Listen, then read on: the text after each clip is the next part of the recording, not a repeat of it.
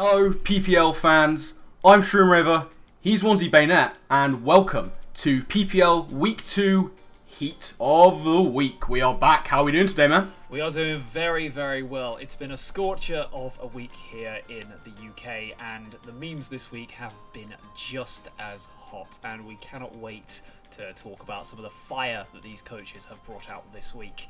So why don't you lead us off, my good man?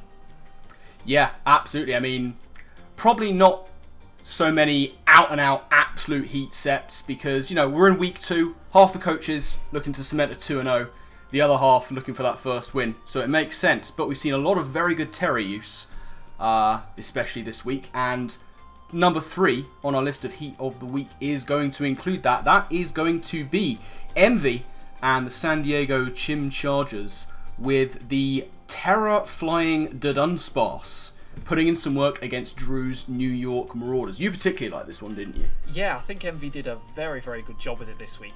It felt a little bit like a revenge mission from his loss last week. Obviously, being very unfortunate against Jack Gravy, Vancouver Titans, getting some flinch hacks to lose the game. So Envy just said, hold my beer, I can do this better, and just brought Serene Grace air slash Terror Flying Dunsparce, and it was basically a 1-2 punch in this game.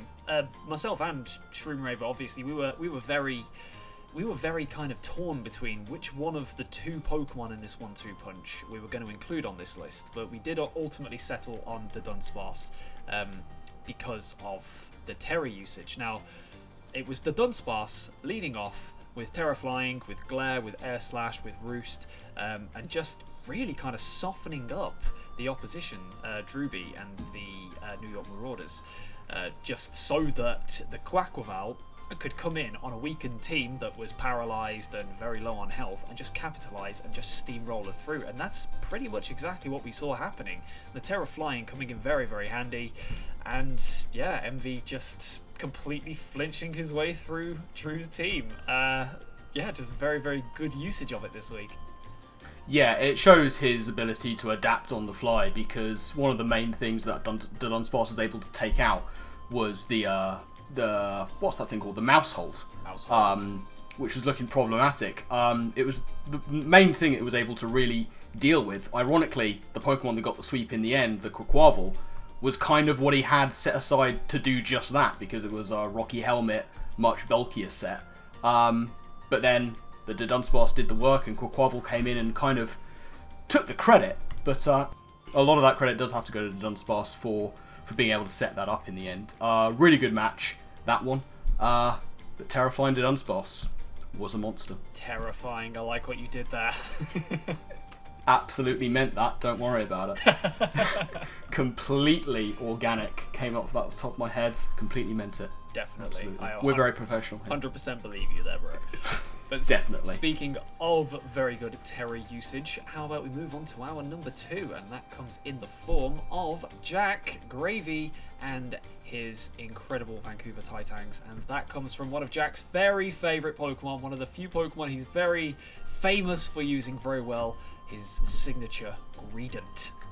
Yeah, absolutely. We all know that Jack is a huge fan of Greedent, and yeah, at the PPL we take this very seriously. So we've got a team of scientists studying his brain as we speak to find out why. And as soon as we have answers, we'll give them to you.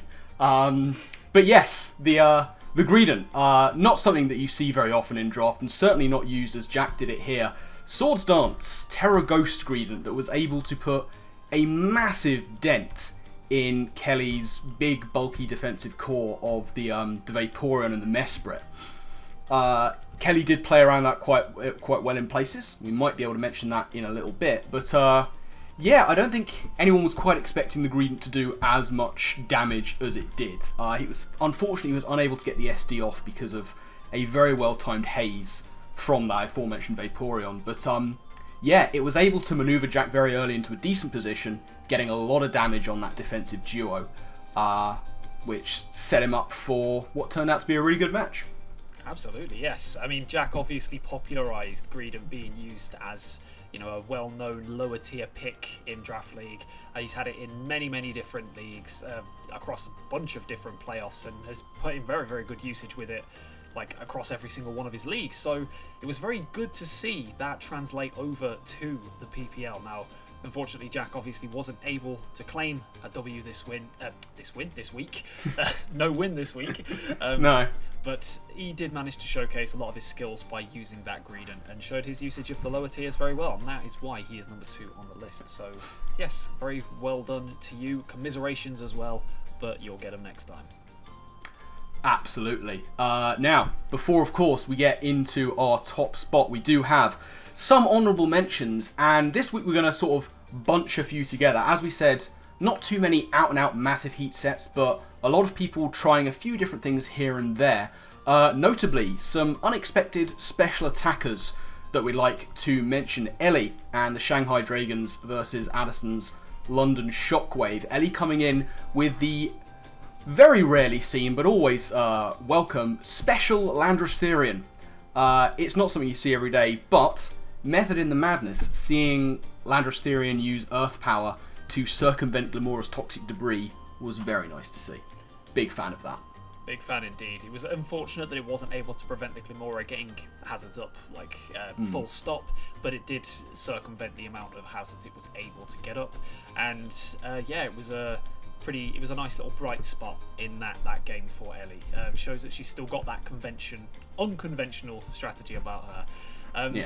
One of the other interesting ones this week we had, another one of our honourable mentions, was a Terra Fairy Mischievous from Numnexus. Now, this thing, I am a big fan of Terra Fairy Mischievous. I think that it is probably the best way to run it in Draft League. I've got it myself currently in a league.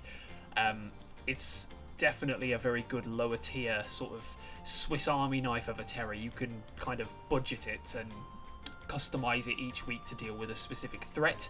But with Calm Mind and Draining Kiss and Terra Fairy, you do have surprising bulk with the Eviolite. You can get up Calm Minds quite easily, and it turns it into a little bit of a budget Enamorous Therian.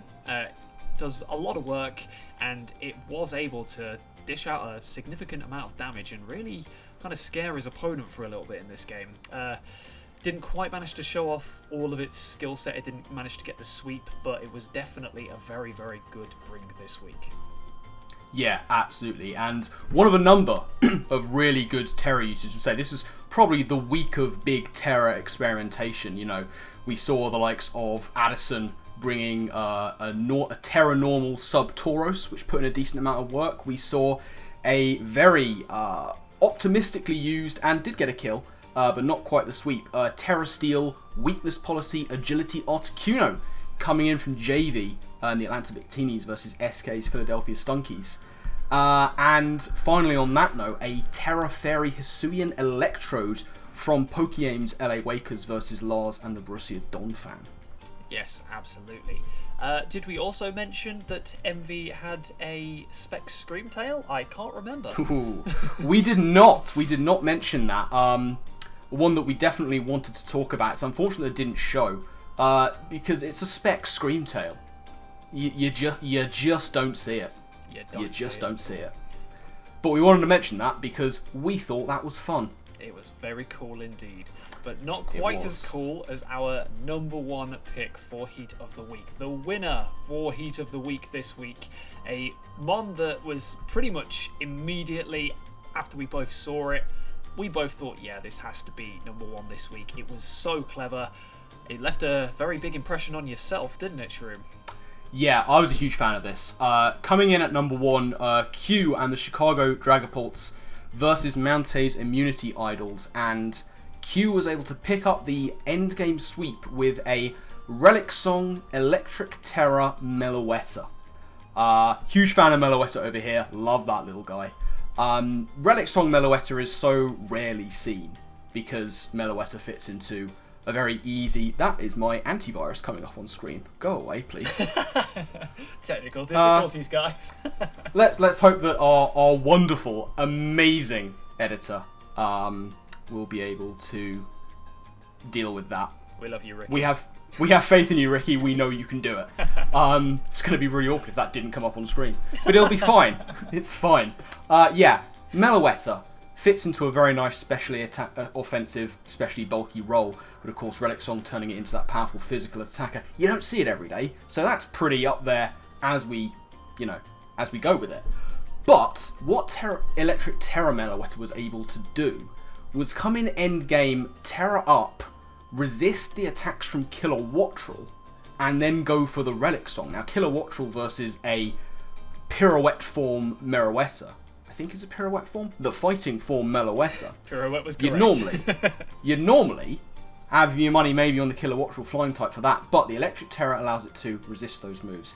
Takes out the Kilowattrel, and was then able to clean up Galarian Slowking and Sizzle, which you wouldn't necessarily think that alternate form Meloetta would be able to deal with those. But having done some early work to weaken some stuff down, and get round a pretty nasty Setitan set from Mountay, he was able to come in late game with this very nice, strange Meloetta set, and clean up 3 mons in the end game, which you wouldn't necessarily normally think it would be able to do, and take the W for Q. So yeah, I was a huge fan of this set.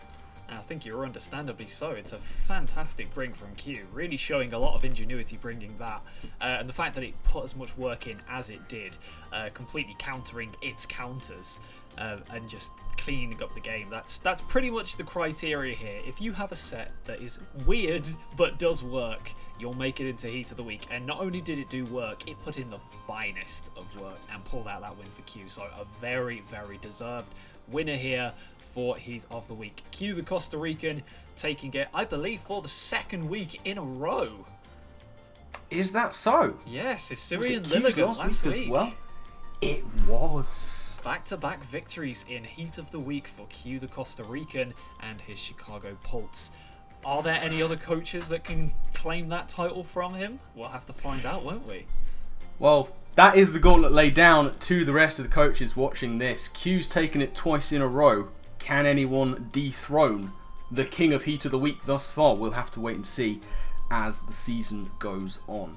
But that is going to wrap things up from us here today. So thank you for watching, PPL fans. Do you agree with the list? Let us know down in the comment section below if there's anything you think we missed, anything that you want to draw attention to.